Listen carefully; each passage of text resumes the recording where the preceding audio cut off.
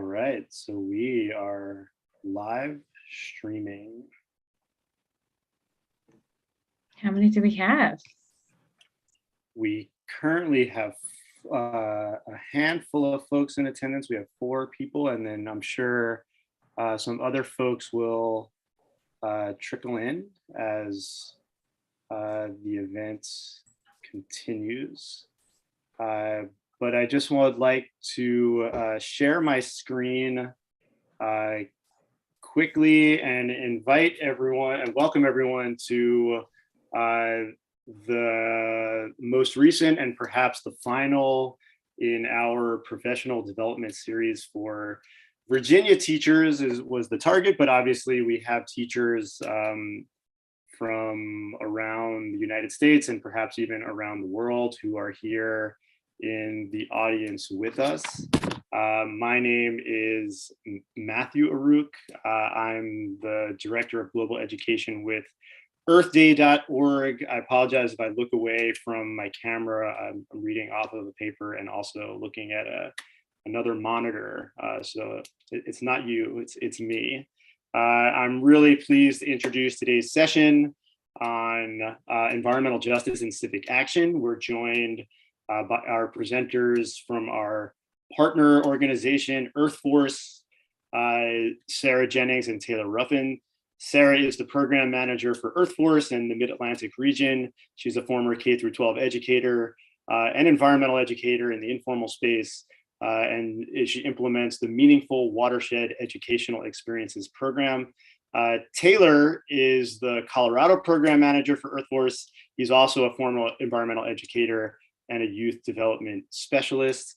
Throughout the webinar, we'll be joined by an ASL interpreter for those who may find those services useful for the program. And just another note on Earth Force. Earth Force mission is to engage young people as active citizens who improve the environment and their communities now and into the future. So a little bit of housekeeping. The webinar will be recorded and live streamed. Feel free to use the chat box for questions. I'll be monitoring that. If you want to enable closed captions, that's available. And then we'll be sending this out for recording probably tomorrow. So once again, this is our webinar series. We have had a number before, and this is the last. It's on environmental justice and civic action. Please register with the organization to stay up to date. If you have any questions, of course, please feel free to put those in the chat, and then we'll have some time at the end of the presentation for Q&A, so we can kind of invite everyone to speak up, and there'll be some opportunities during the presentation for engagement. So before we move forward, we should thank our sponsors. So the Chesapeake Bay Restoration Funds. I'm going to put a link into the chat where people can find more information about the organization and the purchase of Chesapeake Bay license plates. So this series has focused on the Chesapeake Bay watershed with the goal of supporting educators and student capacity to be active stewards of the Chesapeake Bay watershed. We thank you for all of your participation. Our other partner is Virginia C, who gave a number of webinars throughout the series.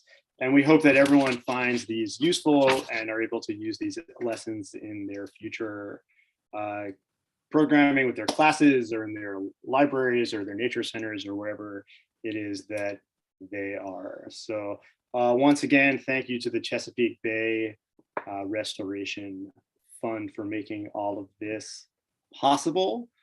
From my end, I am here representing earthday.org, and our mission is to diversify, educate, and activate the world's largest environmental movement. So we work with thousands of partners around the world to drive positive action for the planet. I'll be dropping in some links into the chat box in a few moments to give people more information about how they can become involved with our organization as well, where you can sign up to become an Earth Day school. You can get our Educator News Bites newsletter if you're here, you probably received that, and that's how you learned about the webinar. And we constantly have kind of new things coming into this educator resource library. Our signature campaign right now is our policy campaign is our climate environmental literacy campaign. So we have a petition out. There's an upcoming summit on transforming education, and we're really trying to push climate change and climate education to the center of that summit on transforming education around the globe. We look forward to your support on all of that as well. We have a short poll for the audience that just kind of assesses your current feelings about teaching environmental justice or civic action type programs with respect to the Chesapeake Bay or other watersheds is how it's framed in this poll. So if you have a few moments now, just click on that link and take that poll. And while you are doing that, I'll go ahead and turn it over to our speakers. So I'll introduce Sarah Jennings and Taylor Ruffin once again from Earth Force. Sarah and Taylor, thank you again for joining us, and the floor is yours. I'll stop sharing my screen now and pull up the presentation.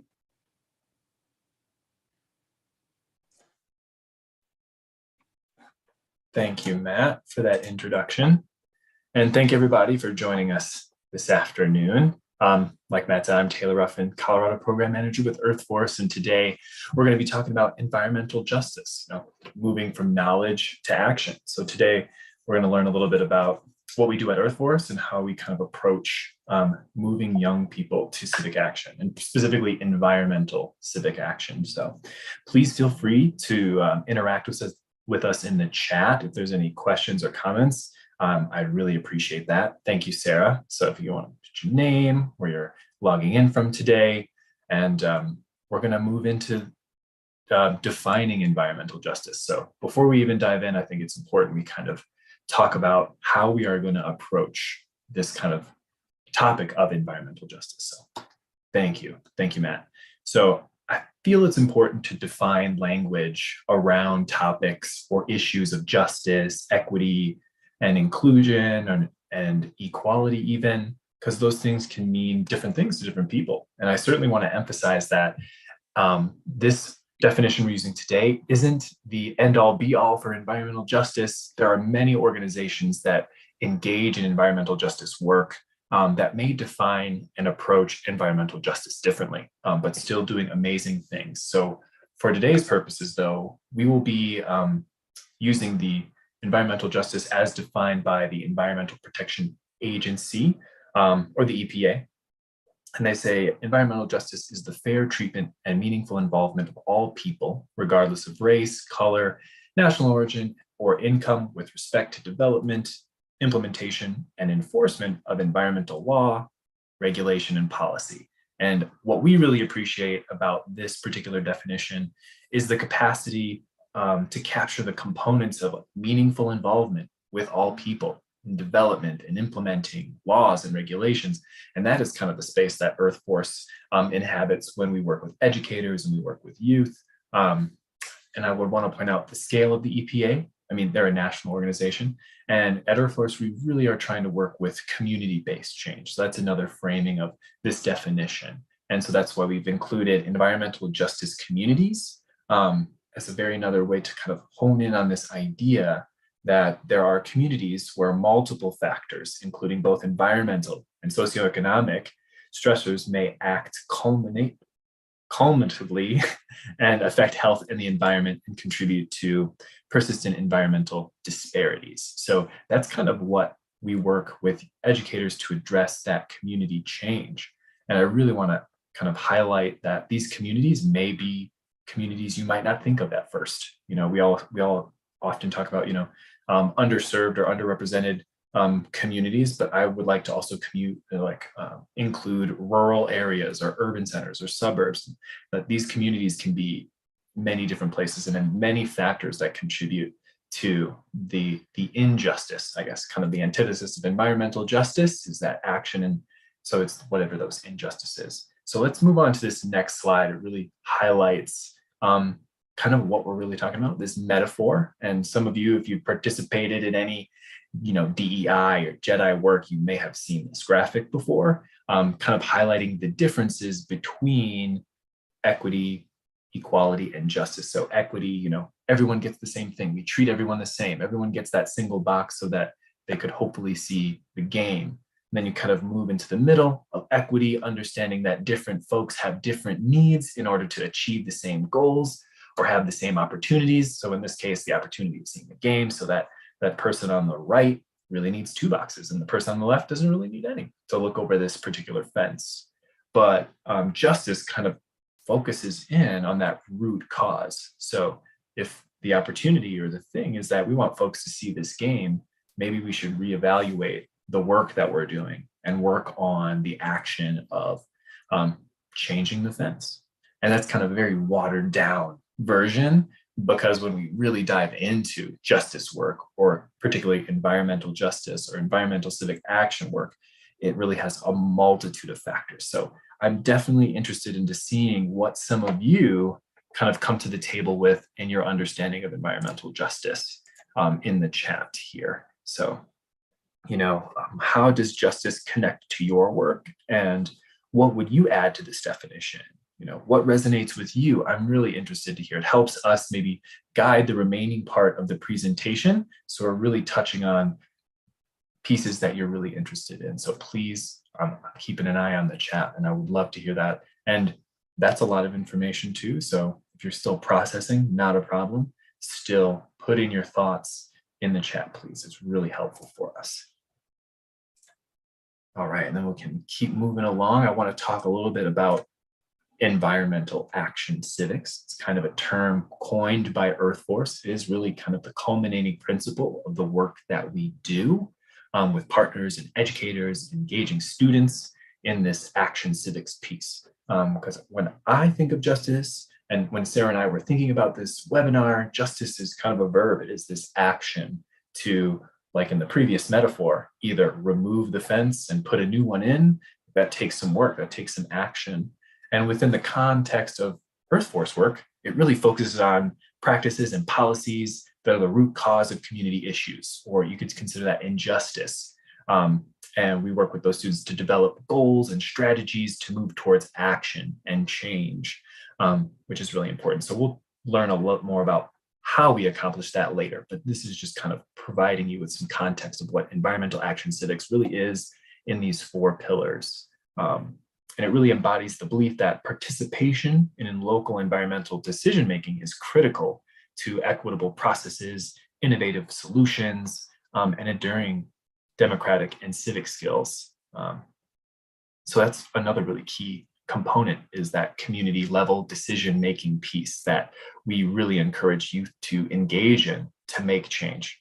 That's really, really important with civic action. And it's an approach to teaching. So we'll learn about the Earthforce 6-step process a little bit later, about how you engage in that youth adult partnership to accomplish this goal, because it is quite challenging sometimes to enter into some of those action projects. And so with those lessons and their experiences in the community, they can develop those skills to become stellar citizens and stellar community members.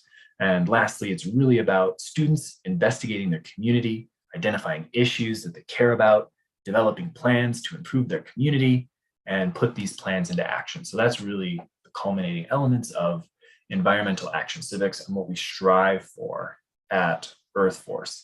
And then this next slide is also talking about that youth participation piece.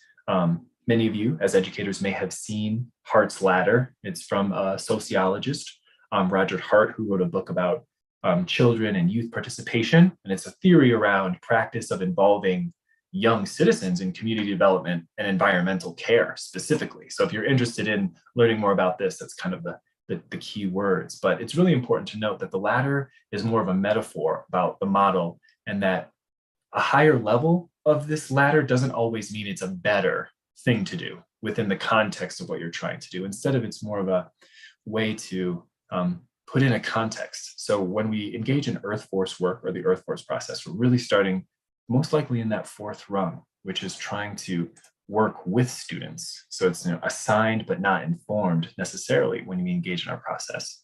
And sometimes you need to start at one level in order to move up in the participation and the engagement level of students. So this is a really cool thing to note. Where am I? What kind of actions or activities do I work with my students?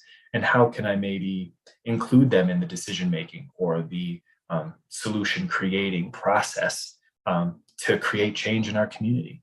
So I'm interested to see, where are you in this heart's ladder? Are you kind of on maybe that rung 3, interested in learning more techniques and more skills as an educator to kind of engage your students more? Earth Force is a great place to do that. And we're going to talk a little bit more about that. And so I think environmental action civics can help you move up. So I'm going to pass it over to Sarah. She can talk to you a little bit more about what we do. Thank you so much, Taylor. That was amazing, framing our mission and going over environmental justice and that definition from the EPA so that we're all on the same page. Of course, you all may have different definitions, and we welcome for you to add those to the chat and ask questions as we continue down this webinar. So you heard Matt share our mission at the beginning, but I'll share it here again. And we're going to spend the next 10-15 minutes looking at Earth Force and environmental civics action and really looking at our process. And we're hoping that you take away some of these skills and some of these strategies into your own classrooms and try out some of this upcoming year. I know you're ending this year. Happy almost summer. All right. So at Earth Force, again, our goal is to, for youth to take civic action. You heard us talk a lot about justice is a verb. So the action piece is so important. It's important in mitigating climate anxiety. It's important in having kids feel empowered to ask stakeholders to make the change that they want to see. It's important for resilient children and a resilient future Earth, right? And so really finding something that they care about is one of those first steps of the process.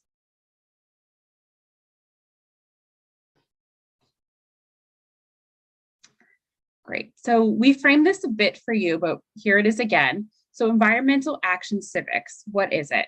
We hope that at least you go away from this webinar knowing what this is and telling at least one other person what this is in your life.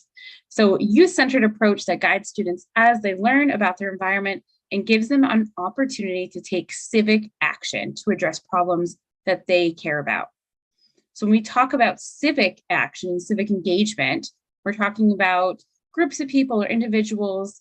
In this case, we're really talking about students attempting to improve their life in their community by advocating for changes they want to see directly to decision makers. And this could be policies or practices.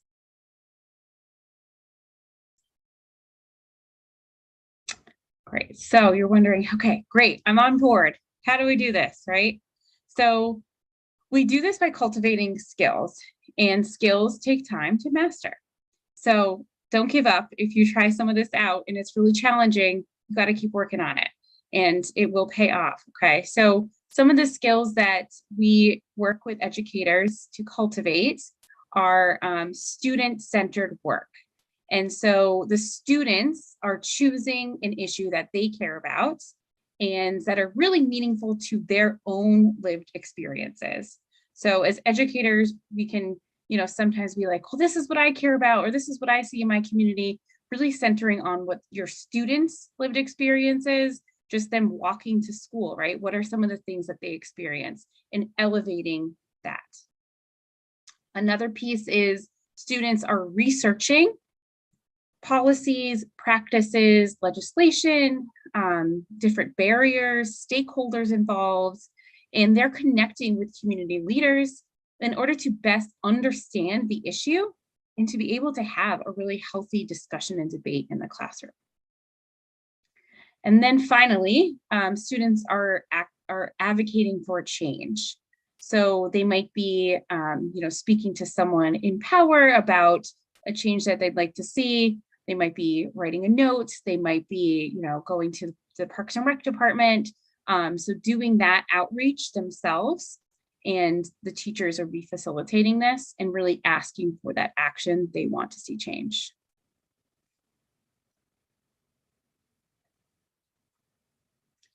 Next. Awesome. Okay, so here you heard me talk about skills. And so really thinking about environmental action civics, like with an EJ lens too. So we pulled out some skills that we know are really connected to environmental justice as well. And one of those big pieces is youth adult partnerships. So we know that in order for change to happen, those in power need to hear that there's a change that needs to happen. And so if students are able to partner with community leaders on an issue that they care about, then this type of relationship can be really beneficial, and they'll feel like not only can they make a change now, however so small, but they'll be more likely to make a change in the future.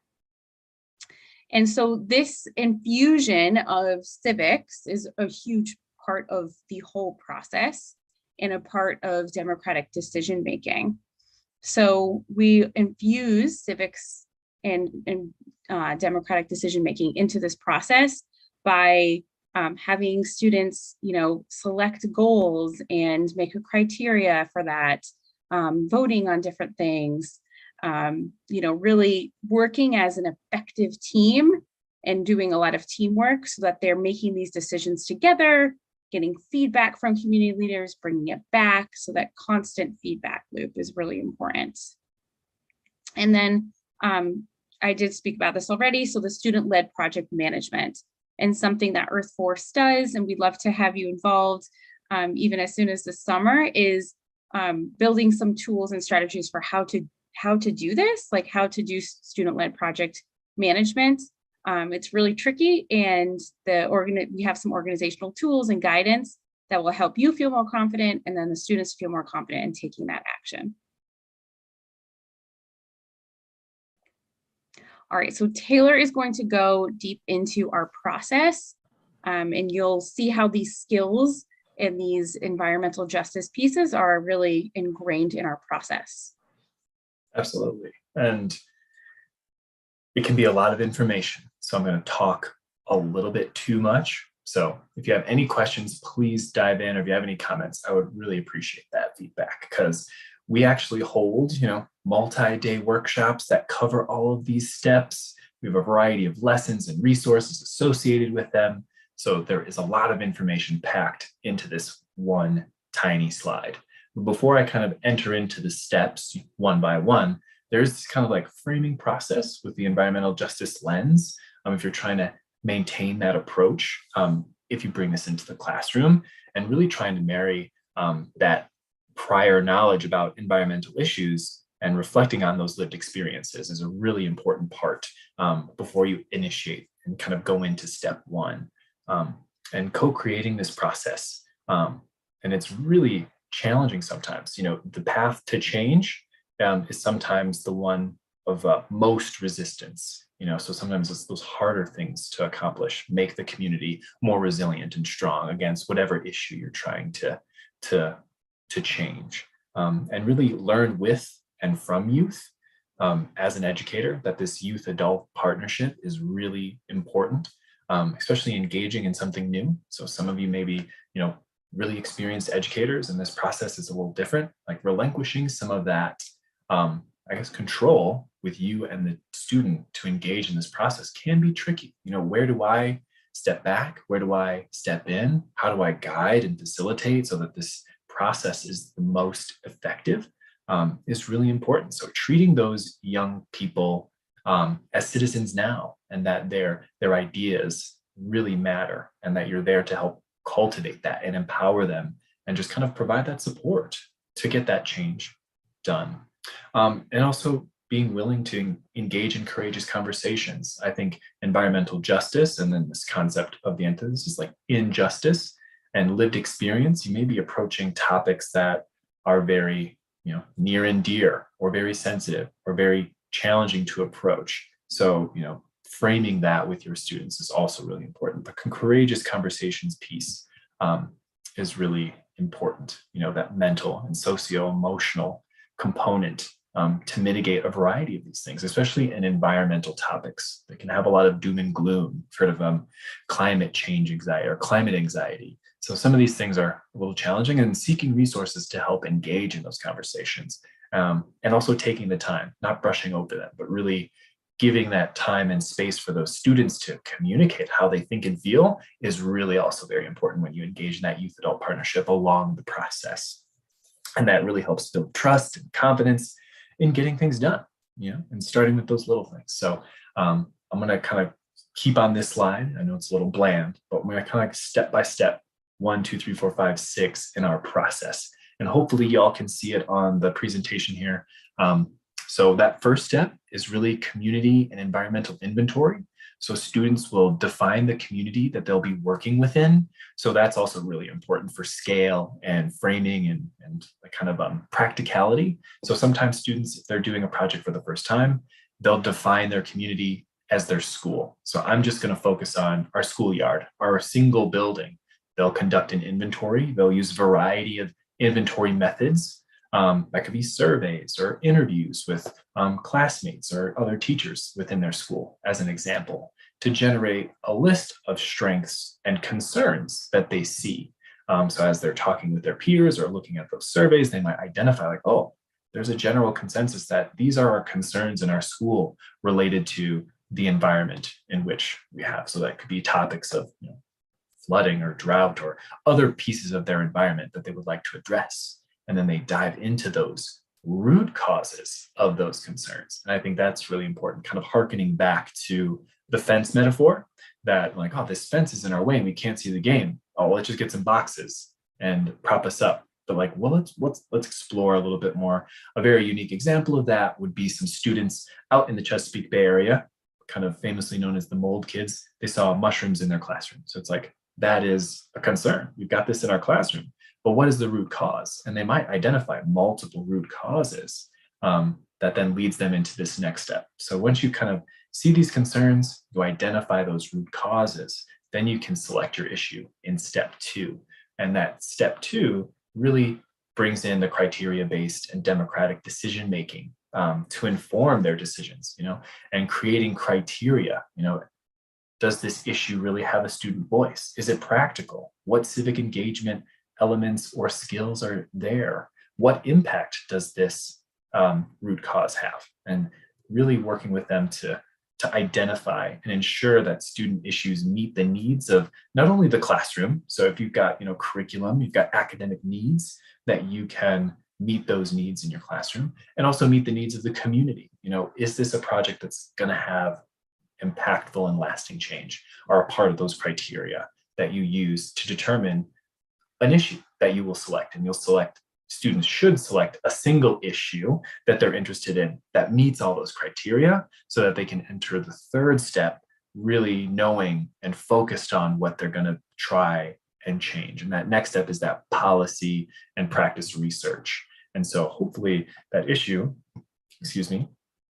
may have some policy. And so when you think of policy, it might be like a law or regulation or an enforcement of those laws and regulations, hearkening back to other definition that people are supposed to follow. An example would be like picking up dog waste, in your local park. Obviously, that's a law. It's regulated. People should be doing that, and then they're not, because you see all of this dog waste everywhere. So then that kind of harkens into this practice piece that our community isn't really practicing what it should be. And so like identifying where along this issue and this root cause is the most effective. And so through the policy and practice research, you're finding credible sources and accessing the quality information that you need to learn about the issue so that you can develop what comes next in the next step. And so facilitating that research when you're not an expert can be challenging as well. So that's another piece of this, because you're co-creating with the students. So students are identifying an issue that maybe you didn't think about. You're kind of entering in this process a little bit in the unknown, because it is that student-led piece. So those students might identify an issue and a topic that you know nothing about. Maybe it's flooding, maybe it's wildfire, or maybe it's watershed, water quality elements that as a teacher, you're not really an expert on, but really entering in that so that they can teach with you, you can learn with them to determine that. And then once you're done with step 3, you really need to know how much information is enough information to enter in the strategy phase. So that can be also really tricky. Thank you. So in step 4, goal and strategy selection. Select the policy or practice you wish to change. So this is another piece where democratic decision-making kind of creeps back in.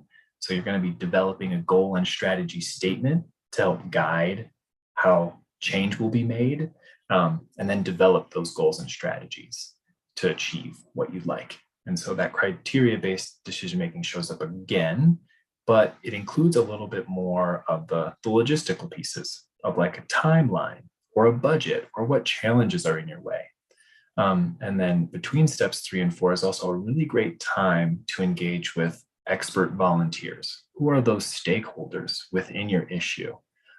Some folks do that in step 3 when they're gathering more information, because it's good to bring in a subject matter expert. Sometimes it's good to happen in step 4 when you're trying to flesh out what types of goals and strategies are most effective, because some of those experts, they know what really should be happening, and then students can kind of ride that wave as they create their action plan. So it's really important to have another phase of decision making. What goals and strategies will move us to action and change most effectively. Especially timeline is important. If you're a teacher, you kind of be limited by the academic year schedule, or even budget, the amount of funding you have. And EarthForce has implementation funding opportunities, and we also can connect you with other opportunities to fund projects that you might have developed with your students, as well as address some changes, some challenges that you might face. Maybe there's a limitation somewhere within your student group. And then once you kind of got those things down, then you kind of can craft your action plan, which you can engage in with step 5, which is that taking action piece. You've got all of this information you've gathered, you've researched, you've selected your goals and strategies. You've done another criteria-based decision-making process. So this is our goal, this is our strategy. All right, how are we going to do this? You split it up amongst your student groups. This is another project management piece. You're going to be delegating roles and responsibilities amongst your students to accomplish all of those goals and strategies that you've created in your action plan. And then throughout that, secure that funding, maybe through EarthForce or another organization. Gather the resources you need to take action, and then you can do that. Sometimes those action pieces are speaking to change, talking to decision makers, maybe even creating new policy where there wasn't before, or changing existing policy, or working with community members and stakeholders to change a practice that you see. So I think action can take many different forms, and you work with your students to identify those actions and what that really looks like to make meaningful impact. So that's kind of steps 1 through 5. And then 6 is that celebration and reflection. So once you've completed your action, say you wanted to build something, or did you build it? How is it working? Is it working well? Maybe you're trying to address drought and you built a rain garden on your school grounds. How is it going? How are you going to maintain it? How are you going to monitor its impacts over time? Are really important to have in the celebration and reflection.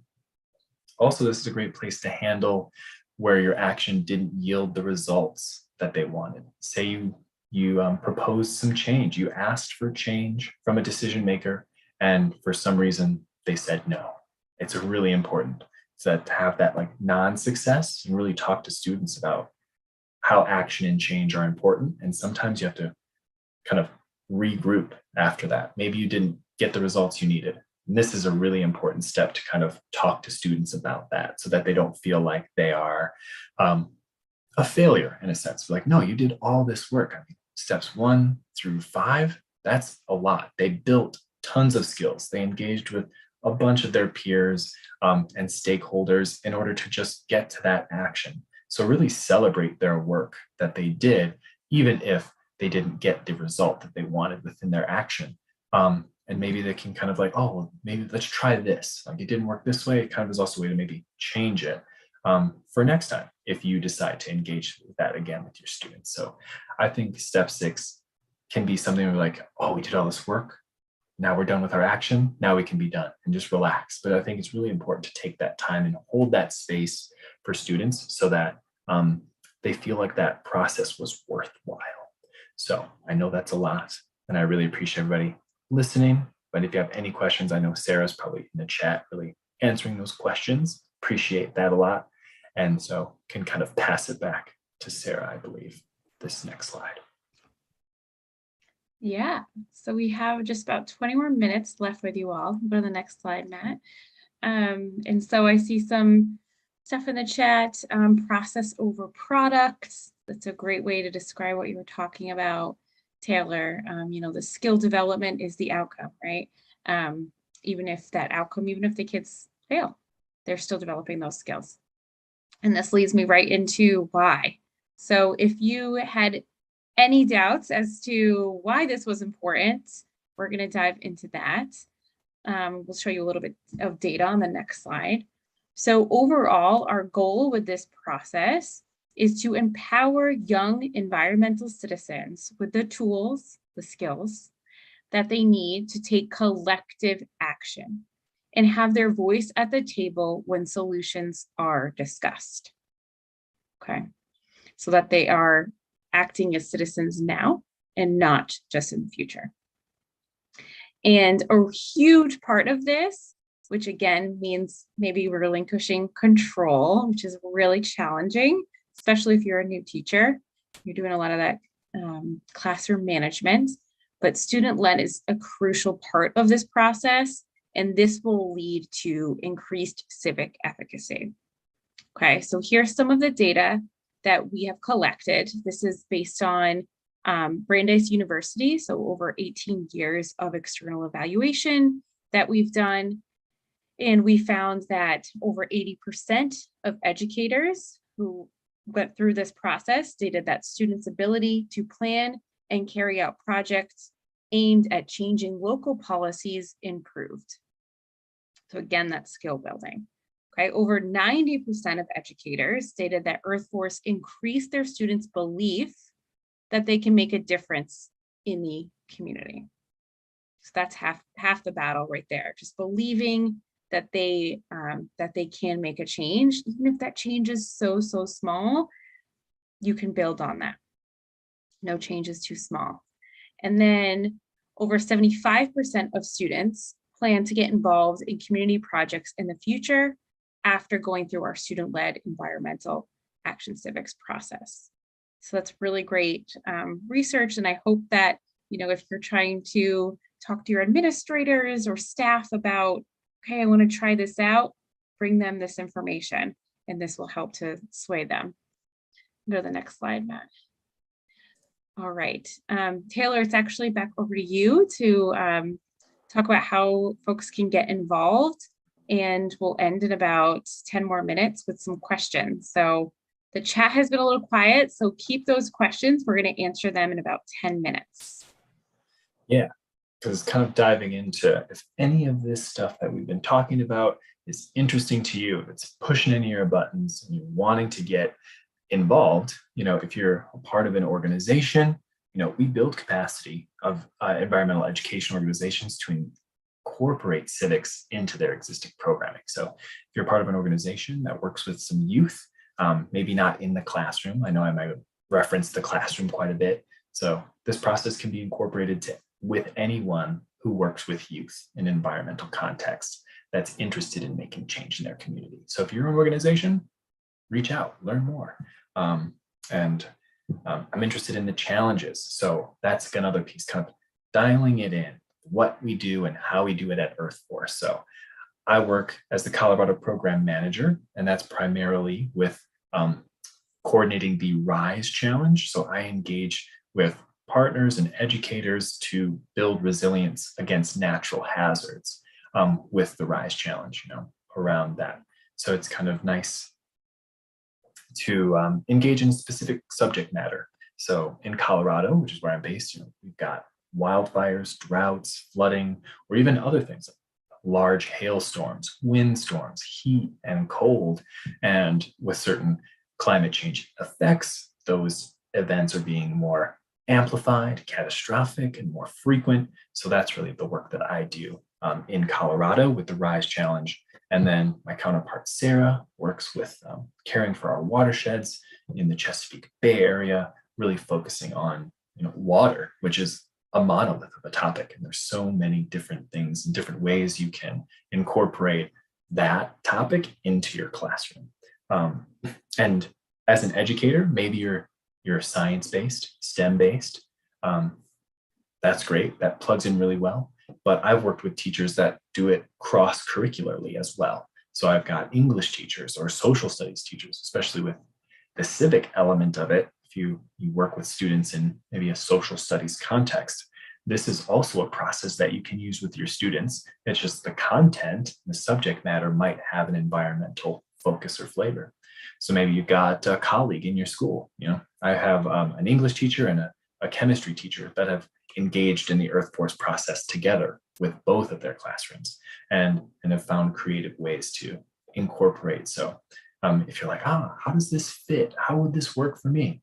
Reach out, tell us what your circumstances are. And I feel that the 6-step process is very malleable and can really work for you to kind of improve that Heart's Ladder piece. I really want to engage my students. I really want to do more student-led, project-based things. Our process can help you with that. So if you're interested in getting involved, please let us know. And then the RISE Challenge logos, we're on the next slide. Please throw those up there. It's kind of like nice brand recognition. Maybe you see that in our website. So I know, Sarah, thank you for sharing our web page. There's a multitude of resources there. We also have another website. It's the Earth Force Resources.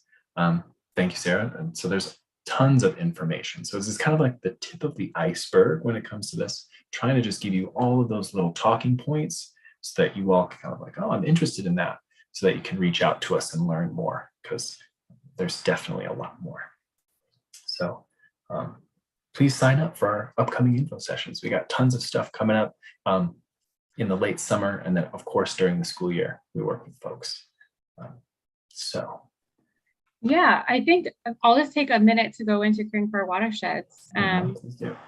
So, and I put that link there for you all. So I know this was originally for Virginia teachers, which would be perfect for you, but this really goes for anyone in the Mid-Atlantic region.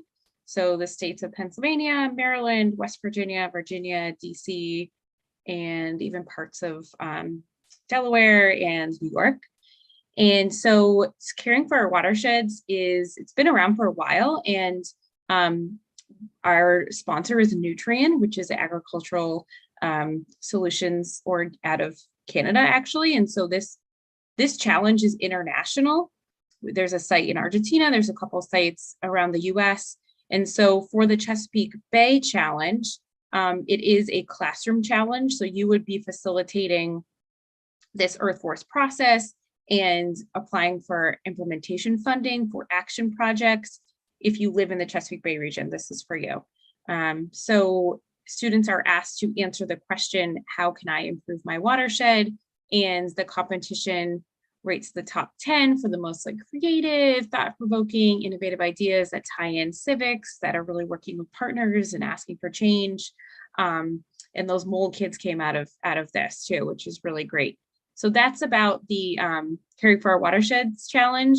I did put the link in the chat. So if you go there, you can learn more about the upcoming deadlines for the next upcoming school year. And then under events, we have, I think, 5 info sessions planned for starting in July, August, September, October even. So you can learn more about this challenge and get involved. And Taylor, did you want to say a few words about RISE?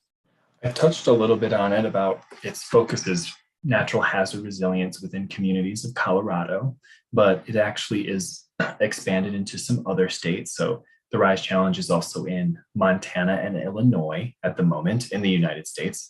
And we are hoping to expand that even farther to a variety of other states. So keep a lookout. If you're in the Colorado area, please reach out to me. Or if you're interested in RISE, I can connect you with the other local hosts around the United States. Great. Yep. And then this is the website that I really wanted to end on. Yeah, and I think I put some of my favorite activities on there.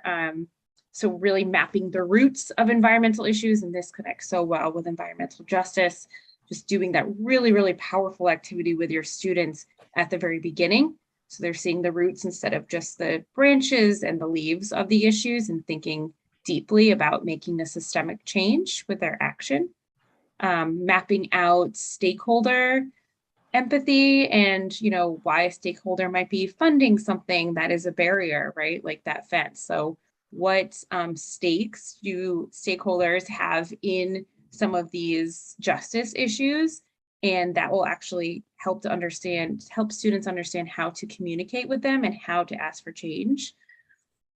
And then there's a great grid we have, and that helps you. So if you have already to hit a few standards for, you know, your curriculum, you can put that right into your criteria that you want for the final product, and you can create your own rubric, and then thinking about what are some other criteria that you all want to make sure is part of that final project is really powerful. Again, co-creating this whole process.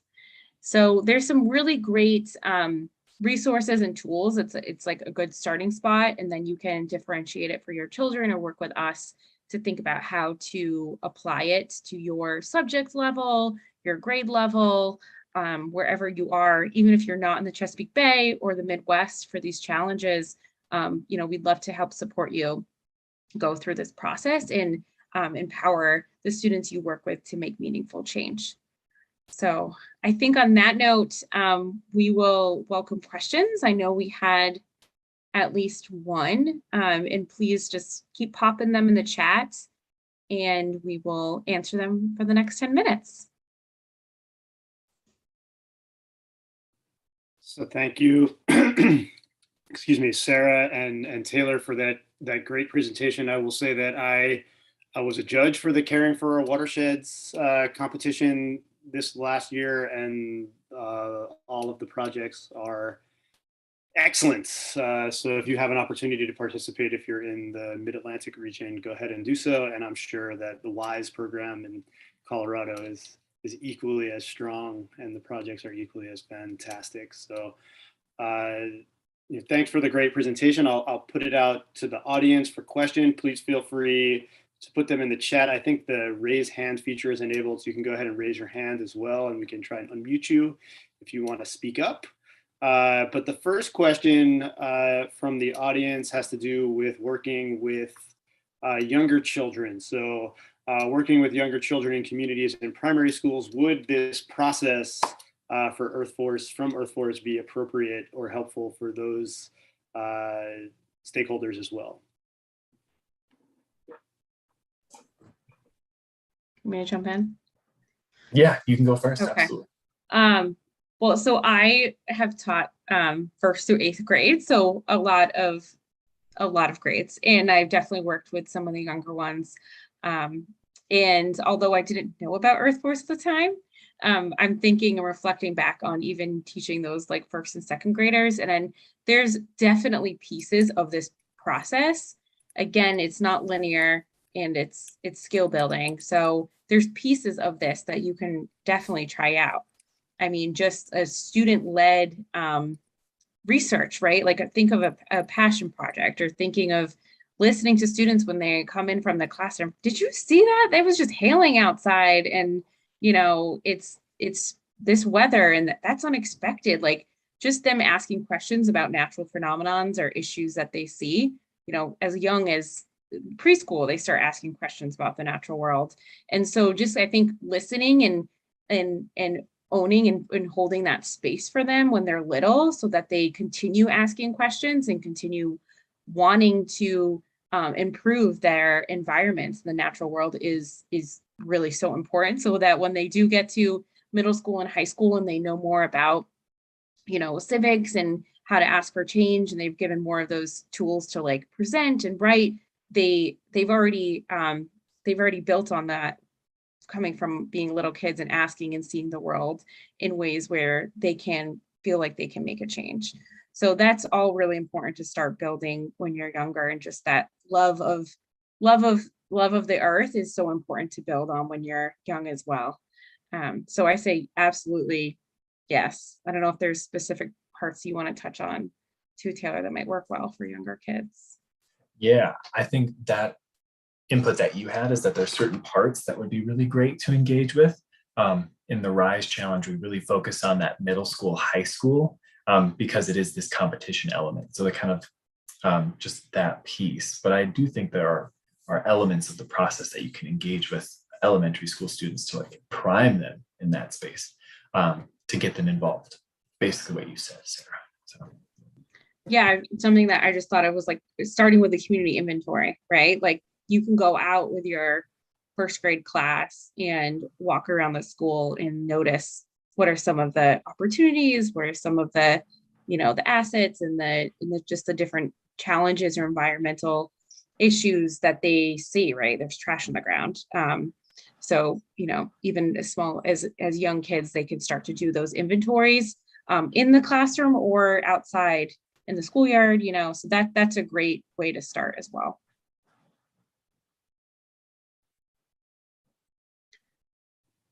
Great. Any other Thank questions you. coming our way? I have a question, and I'm wondering if either of you, or maybe even both of you, can point to an example from the program that led to some kind of meaningful systemic change in their schools or in their communities or at the policy level for their area as a result of kind of going through this process.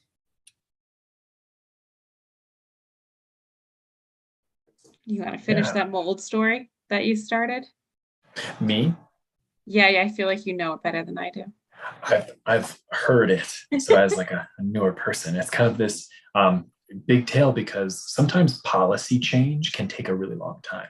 So these students in the Chesapeake Bay area, I wish I knew exactly what school, but I don't. I think it was George Washington Middle School. Okay. Yeah. George Washington Middle School. Matt used to work there, right? Yeah. My alma mater, my first job, was a middle school science teacher at the George Washington Middle School. All comes full circle. Yeah. The middle schoolers noticed there were mushrooms in their classroom. And then their teacher engaged in this process, and they noticed that there was no policy around air quality, because they kind of did a root cause to be like, what is this cause? It's kind of the circulation, the water, of all of these elements that are conducive to the growth of these mushrooms and these molds.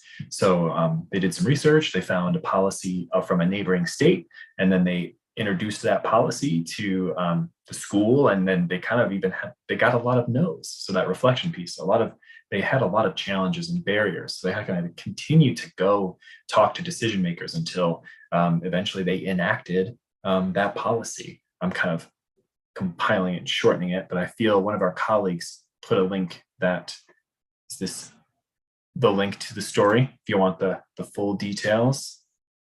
Correct. Thank you, Alyssa. One of our colleagues kind of put that. So if you're interested in that full story, so that over the course of a few years, these students, it was that passion project that they wanted to see it through to get policy enacted so that those adults and those decision makers that were administering and teaching in that school had to abide by, air quality because of public health. And so there's a lot more to that story. And I think that article will definitely tell you a lot. In the Rise Challenge, a lot of ours with natural hazards, it is really kind of in this mitigation, preparation, and even recovery. So some of the things that we're hoping to accomplish are some of these like massive catastrophic wildfires. Students in Estes Park that won the competition this year did a couple of things. They worked in their community to help their neighbors create a more safe environment around their homes. So they talked about keeping fire wise and keeping a safe amount of like brush and woody debris around their homes so that wildfires won't destroy their homes. And that was last year. And then this year they're doing preparedness kits because they were evacuated. So what's that like? Helping their community members evacuate, especially if you are, if your abilities are different, if you're an elder, and, how do you evacuate? How do you leave the place that you hold dear, your home? And so for them, they're trying to work with their community members so that they know what to do if they're evacuated due to wildfire. And so this year, hoping to work with some teachers from the Louisville and Superior area, from the Marshall Fire. I don't know if many of you may have heard of that, but it's kind of a suburb. So not in a forest really at all. It was kind of this suburban community in the foothills that was devastated by a wildfire in December of 2021. So those are some of the things that we're trying to do, that community resilience against natural hazards out here in Colorado. And then maybe Sarah, you can chime in. Yeah, there was one project, and Matt might remember this, where they were Jamestown Elementary School. They got second place this year. And so their big idea was to daylight a creek. So a creek had been, it was just kind of like an outfall of water it was underground in a, pipe, and which is very common in Virginia, all over, that they thought that would solve some problems, and has now created many more problems like decades and decades later. So they were like, wow, this creek is underground. That would be amazing habitat for a lot of animals. So that's a really big project and a lot of money. And caring for our watersheds, although they got like a little over $1,000 from us, that wasn't enough to daylight the creek. So these fifth graders ended up putting together a proposal that was like, all right, what is step one? And so their step one for this big change that they wanted to see, which was this like healthy stream and animals and diversity coming back to around their school, was to plant some trees so that when the creek is daylighted or brought up out of that pipe, there'll be some shade. And so the creek won't have hot water and more things can live in there because it'll be a cooler microclimate. And I just thought that was really neat that they had this, big idea, and they were able to choose something small to enact this year and to get funding to implement some tree plantings, which on the surface might seem like it's not, getting at the systemic issues, but is actually like this larger thing that they want to see happen. And it's about the process. So it was really neat because they worked with Arlington Parks and Rec to get some feedback and to get some partnership, hold some meetings. They're now working on naming the creek because it doesn't have a name. So like just bringing to attention these things that they care about does take a lot of time. Like those mole kids, it took a lot of time for that legislation to pass.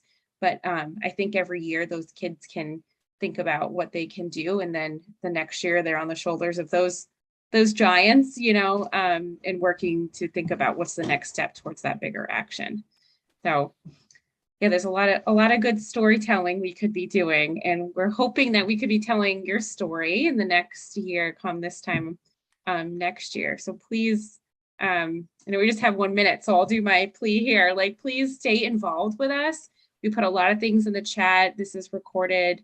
We have a lot of great info sessions this summer. We have a whole week of environmental action civics to dive into. So we'd love for you to dive into this over the course of a week instead of just an hour and learn more. And we provide ongoing support throughout the year for if you want to join like a professional learning community. So there's lots of ways to stay involved and get funding for projects. And we hope to have you along here soon. There was one more question. Well, we have, unfortunately, cut it. We have to cut it. I'm sorry. We do recognize that there are some questions that are not answered in the chat. Please feel free to message us. We're happy to touch base with you, but to respect the time of the panelists and the participants and the audience, we're going to end here. On behalf of earthday.org, thank you all for joining the webinar. Thank you to our ASL interpreter. Thank you to Sarah and Taylor from EarthForce. Please stay in touch with us. We're looking forward to working with everybody in the future. And it was great to have a global audience here. This was fantastic. So thank you all very much. Have a great night. And looking forward to working with everyone soon on this really important issue. Bye. Thank you for joining us tonight.